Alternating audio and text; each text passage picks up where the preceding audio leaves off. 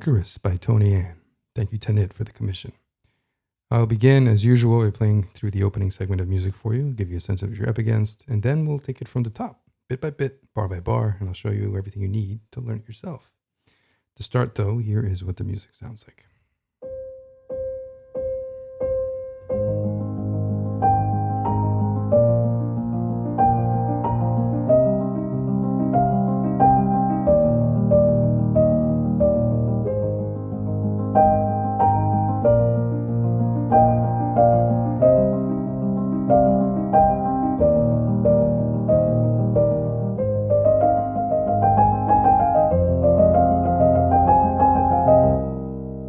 Okay, that's enough for now.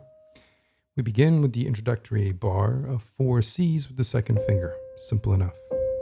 Each one a little louder than the last. And then the melody comes in. I would suggest switching to a first finger in the new bar. A couple details to mention before we get started, really dive into the deep end.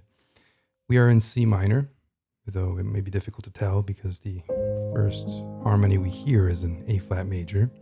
That will put us in the 6th chord, moving then to the 7th chord before eventually resolving in bar 4 to C minor, our home key, the tonic. But rest assured, we are in C minor. That means 3 flats. The second thing to notice is the opening 4 notes that you begin with are quarters. And as you might know, there are the length of 4 16th notes for every 1 quarter. So what you can do is you can count either internally or externally 4 beats, I suppose, let's call them, per each one of these notes, and that will set the stage and that'll set the tempo for what's to come after it. 1 2 3 4 1 2 3 4 1 2 3 4 1 2 3 4 1 2 3 4, and then as you can see, the left hand takes these this pattern, which is all in 16ths. So these opening 4 notes set your tempo. Initially, of course, we're going to start very slow. Okay, so following these 4 notes, let's continue into the next bar. Thumb, then 3, 5, thumb moves up to D. That's our next bar. Top notes repeat. Second finger on E flat. Moving on. 3, 4. Thumb on D. Switch to 3, 4, 3. And then we conclude with the beginning of the next bar, which is the repetition of the theme, but with some parallel thirds.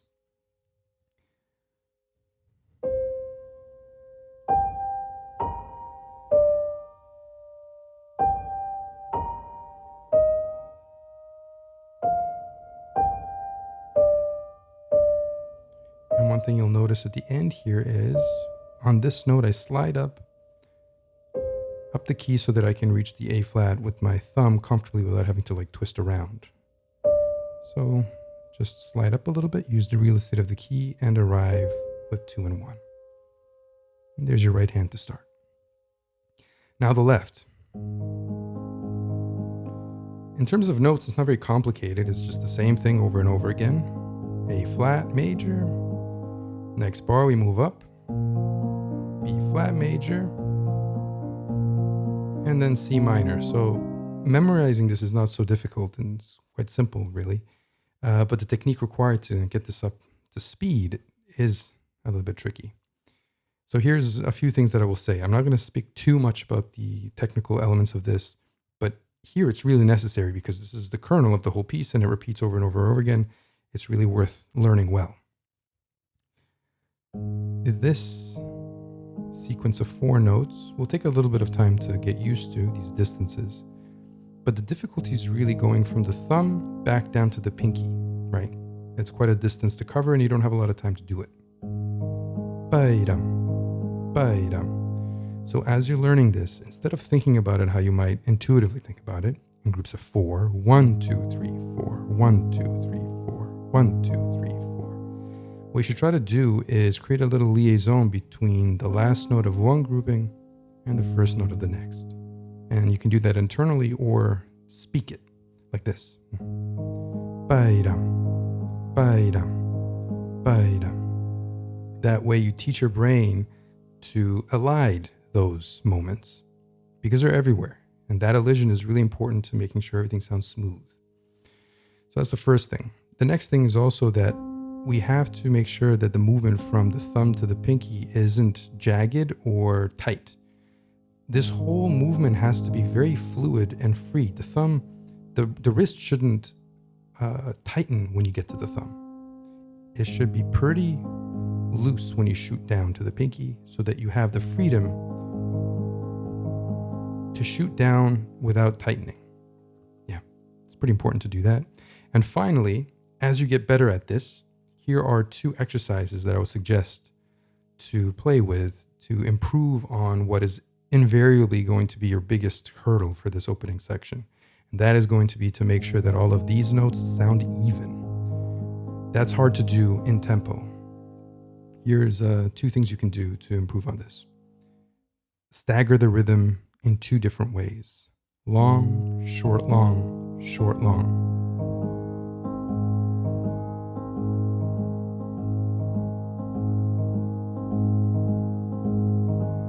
That's one exercise, and then the other way around. But you'll find that the second version is much easier than the first. And I'd recommend mainly practicing the first version, long, short, long. And you'll notice that we got a short on C, meaning you have to get down there real quick. And that, if you get really comfortable with that, if you switch back to even mode, it'll suddenly feel a lot easier. So this is super, super useful to do. Okay, with that in mind, let's actually learn the notes of the left. 4 of these for the first bar, or for the first full bar. Then 5, 3, 2, and 1. B major. Next, C minor. 5, 3, 2, and 1. Same thing.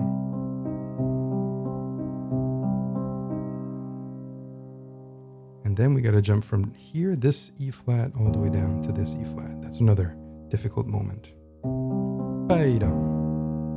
It'll take a little bit of practice, just this moment itself, before you can put it into context. And then we're in E flat major, 5, 3, 2, and 1, all the same fingering.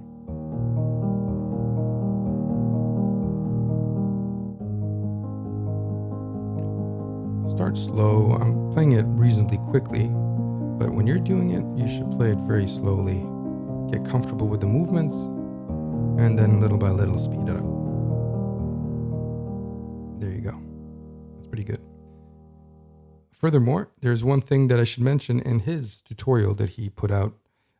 Sometimes he'll have the right hand helping the left hand.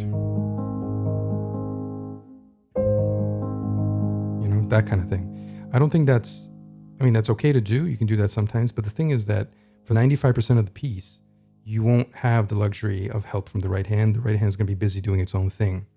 So yes, there are a few moments in the beginning where the right hand can help, but you're going to need to learn this technique regardless. So I just suggest learning the left hand as is without any help from the right, and then employing that throughout. It just simplifies your life. You're going to have to learn it perfectly anyway, and you might as well just employ it throughout. All right, so let's put this together. We have these 4 notes to start. Together. And then we have the pattern in the left hand rising twice. And then together on the third. And together on the fourth. Very intuitive. Next bar, thumb rises to D, left hand goes to B flat major, together.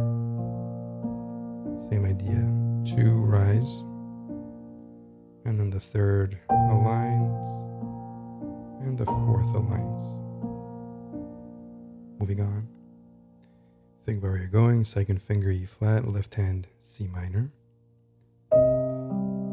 Pattern remains.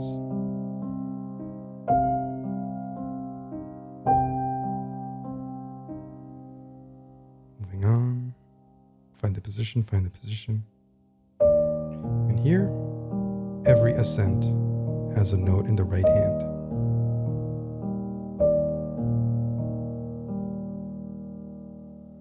And then we move on. The left hand repeats verbatim. And all of this is going to be exactly the same in the left hand. It's just that we have these parallel thirds in the right, which are as follows. As you know, we've ended and started the next phrase with 1 and 2. Then 4-2, 4 remains, 4-5. Next, 1 and 2 move up, B flat and D. Next, 5-3, 4-2, 3 and 1. Hold that for a bit. Next, 4-2, 5-3, 3-1, 4-2, back to 3-1, and then the next bar, the next phrase, begins with the thumb on C. I'll play all that again.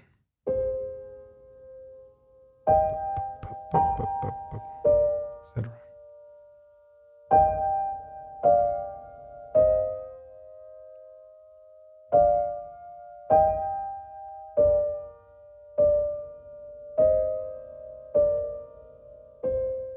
Like that. And because it's so intuitive, like the music plays in your head, putting it together is not so complicated. Nice and slow. Just the same way we had it in the beginning. And then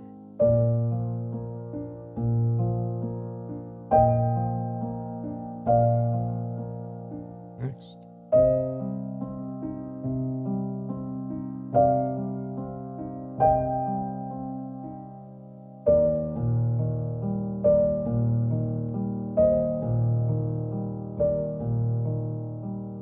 And then we move on.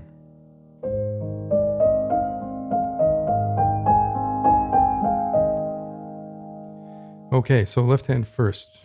The pattern is different now in the left hand. So let's have a look at that individually.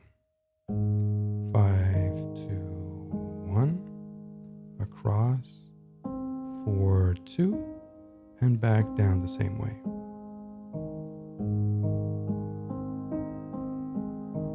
One thing you'll notice is when I do this move across the keys, I don't go around my thumb, which I know a lot of you will want to do.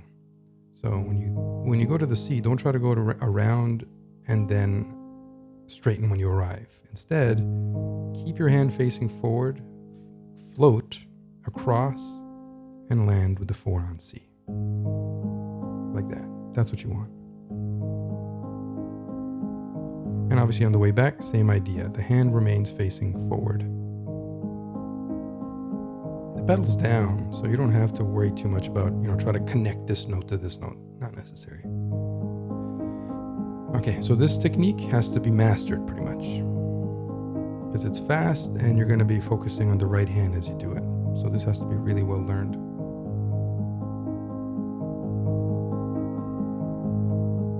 But let's at least get it to a nice, comfortable tempo with complete fluency. All right, that's your first bar. You play that twice. Ending here, second finger E flat. And then the next grouping begins, F minor. Same technique, same type of pattern. 5, 2, 1, across, 4, 2, and back down the same way.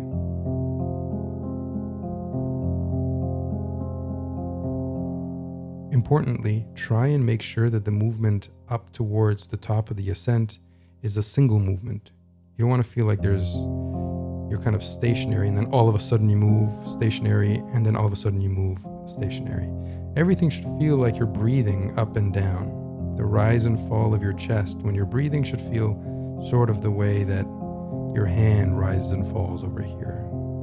It's loose, flexible, and effortless. So that is our next bar, 2 of those.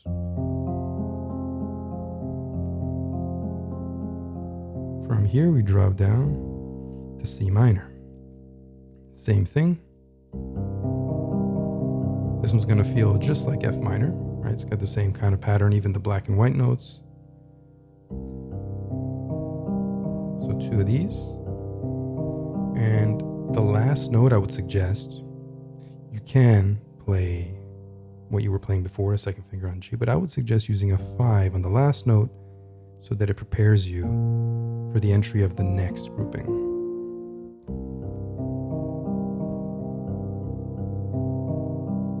1, 5, 4. That's what I would suggest. And now you're in the next grouping. So from here, you're in B flat major. 4, 2, 1. 4, 2, and back the same way. But on the way down, you play the B flat this time around with a 5. So starts with a 4, ends with a 5. Maybe put all those together then.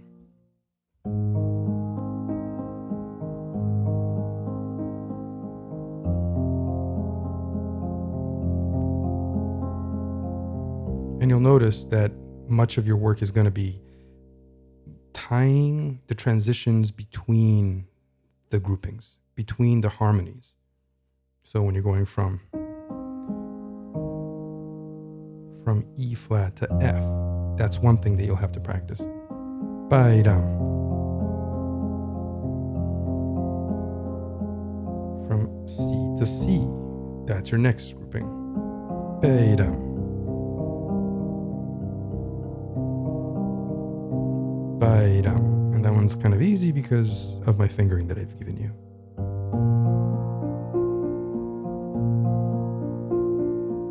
There you have it. And then little by little, you stitch it up.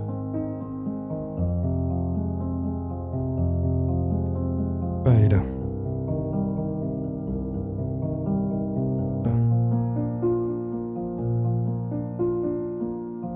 Okay, there's your left hand. Learn that mad well. Okay, now the right hand. So where are we coming from? We finished here. And as I said, the thumb arrives on C. So we have 1, 2, 3, 4. Switch the 4 to 3. And then 3, 2, 3, 4, 5.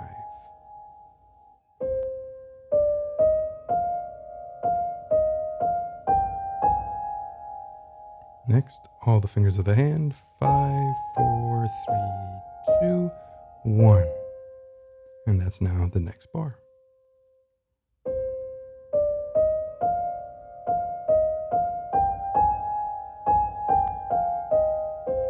Like that.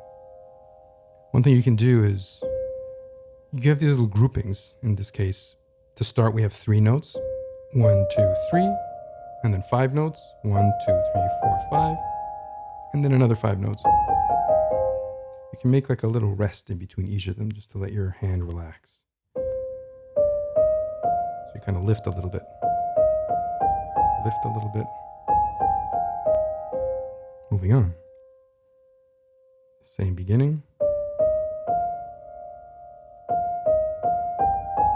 But the ending, you start it with a 4 on A flat instead of a 5. To here. So it's 4 note ending instead of a 5 note ending there. 4, 3, 2, 1, and then that note ties into the next bar. Let's put this together so far. Together. Alone. Then we have 3 togethers.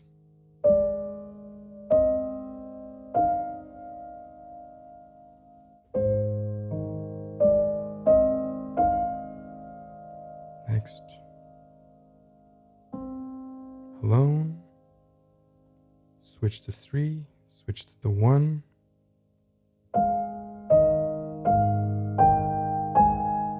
That's pretty comfortable. It's all in one position. Stitch it up.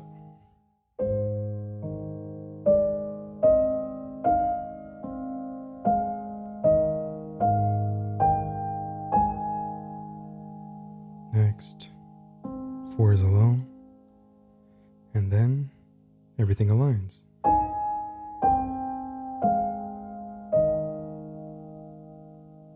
Leading to the next bar on F. And that's the end of the bar.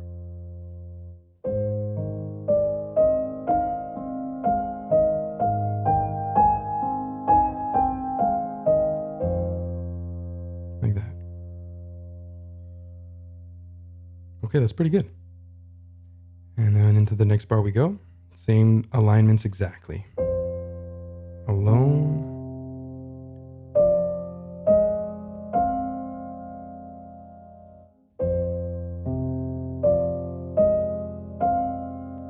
Next, alone. Find it, find it.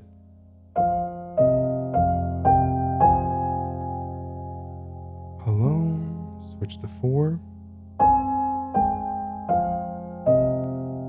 And then drop to C.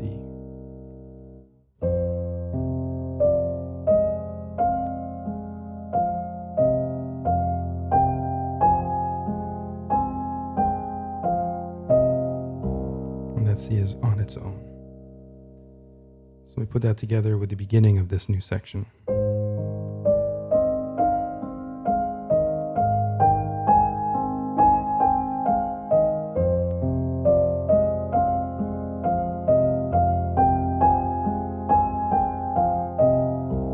It's not too complicated to do, especially in a slow tempo, so take your time with it.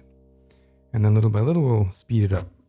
Into the next section we go now, and that'll be in my library. So if you want to finish this off, come join me in my library, and let's do it. On we get.